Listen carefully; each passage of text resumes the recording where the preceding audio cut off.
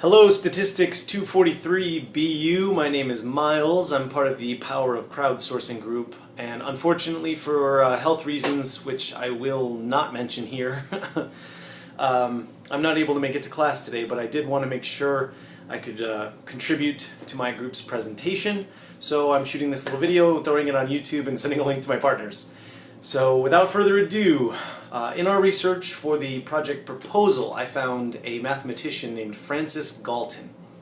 And one of the things Francis Galton was most famous for doing was he went to a county fair and observed contestants guessing the weight of a dead ox in a weight guessing contest. Why it had to be dead, I have no idea, but it was dead. No single contestant got the true answer.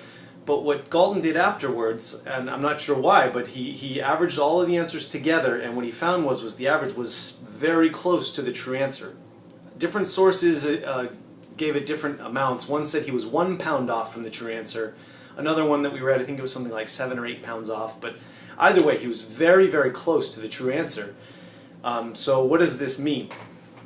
Well, if you remember, earlier in the term, Mark taught us about any anthropomorphic measurement virtually, height, weight, behavioral things, anything you involving human beings tends to land on a normal curve, something like this.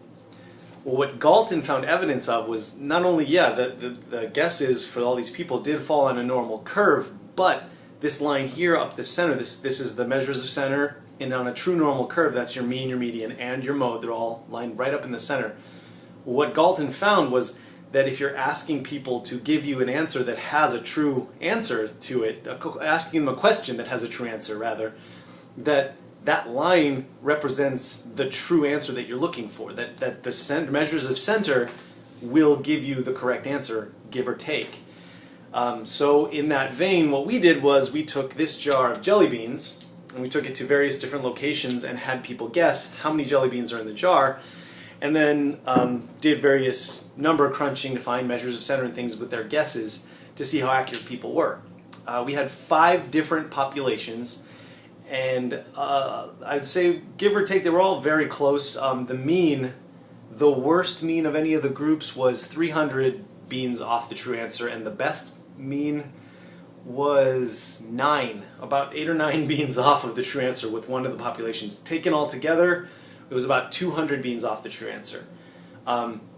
We had a fairly small sample size. I think we only got something like 200 and change guesses. My hypothesis would be if we were able to get 2,000, 10,000, if we could use the internet and somehow get thousands of people to guess on this, my guess would be we would have been a lot more accurate with our numbers. The thing that fascinated me was, just on a whim, and I think I said this in class, I took my first 10 guesses that I gathered, just 10 guesses by itself, and averaged those, and that was already, looks like about, the average of that was about 150 beans off. The true answer was 1387, in case anybody was wondering. Our most accurate group guessed, their average was 1378.9, and they had the smallest standard deviation too, which shouldn't really be surprising. Their standard deviation was about 867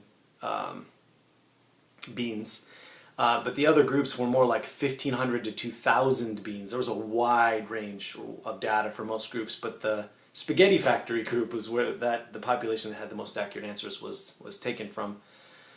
I'd love to test this in a bunch of different avenues to see what else we could find. But I guess that's it to present for our findings. Just basically it was an exploration of the normal curve and how it relates to people and measures of center and things like that. If you have any questions, you can ask, I think Allison or Abdul will be somewhere right about here.